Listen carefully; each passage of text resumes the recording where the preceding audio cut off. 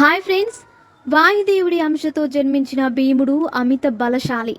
భుజ బలంలోనూ గద యుద్ధంలోనూ భీముడికి ఎవ్వరూ సాటిలేరంటే అతిశయోక్తి కాదు. జరాసంధుడిని మల్ల యుద్ధంలో ఓడించిన యోధుడు భీముడు. బకాసురుడు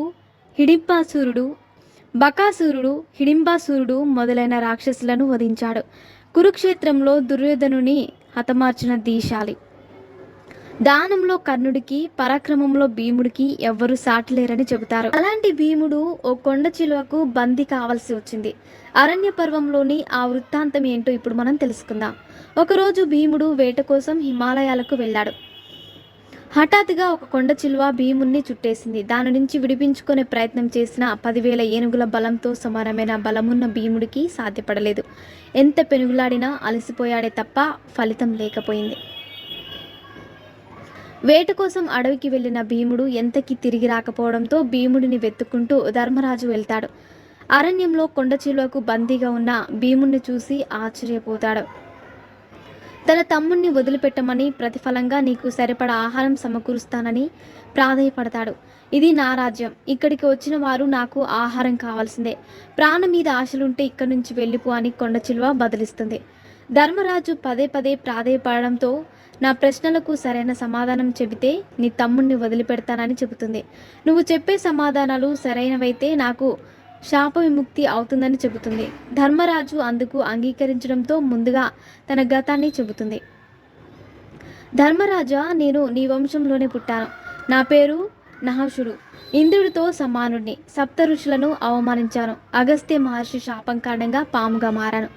శాప విమోచనం కోసం ప్రార్థించగా పాము రూపంలో ఉన్న నా ప్రశ్నలకు ఎవరైతే సరైన సమాధానాలు ఇస్తారో అప్పుడే నీకు శాపం నుంచి విముక్తి లభిస్తుందని అగస్త్యుడు తెలిపాడు. అప్పటి నుంచి ఇలా పాము రూపంలో ఇక్కడే ఉన్నానని నహుషుడు చెబుతాడు. నా ప్రశ్నలకు సమాధానం చెప్పి నీ తమ్ముడిని విడిపించుకోమంటాడు. బ్రాహ్మణుడి గుణాలేంటి, అతడు తెలుసుకోవాల్సిన విషయాలేంటి? సత్యం, దానబుద్ధి, క్షమించే గుణం, అహింస, తపం, శీలం అనే లక్షణాలు ఎవరిలో ఉంటే వారిని బ్రాహ్మణుడు అనొచ్చు. ఉత్తమ సంస్కారం ఉన్న వ్యక్తి బ్రాహ్మణుడు. సుఖ దుఃఖాల పట్ల సమబుద్ధి కలిగి ఉండడమే అతడు తెలుసుకోదగిన ఉత్తమ విద్య. ప్రశ్న 2. పరోపకారం చేసి అబద్ధాలు చెప్పి కూడా అహింసను కఠినంగా ఆచరించిన వాడు ఉత్తమ గతులు పొందగలడు. అహింస అంత పవిత్రతను ఎలా పొందింది?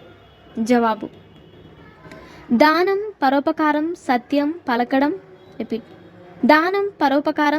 పలకడం అహింసను పాటించడం అనేవి 4 ఉత్తమ ధర్మాలు. వీటన్నిటిలో అహింస విశేషమైంది. దానం మొదలైన కర్మలు ఆచరిస్తూ అహింసా వ్రతం ఆచరించేవాడు దైవత్వాన్ని పొందుతాడు. సదా హింస చేసేవాడు జంతువుగా జన్మిస్తాడు. అందుకే అహింస పరమధర్మం అని ధర్మరాజు బదిలిచ్చాడు. నహషుడు అడిగిన అనేక ప్రశ్నలకు ధర్మరాజు సమాధానాలు ఇస్తాడు. అతడి సమాధానాలకు సంతృప్తి చెందిన నహషుడు భీముడిని వదిలిపెట్టాడు. శాప విమోచనం కావడంతో సర్పరూపాన్ని వదిలి మనిషి రూపంలోకి మారాడు. మరిన్ని ఇంట్రెస్టింగ్ అప్డేట్స్ కోసం మా ఛానల్ని సబ్స్క్రైబ్ చేసుకోండి.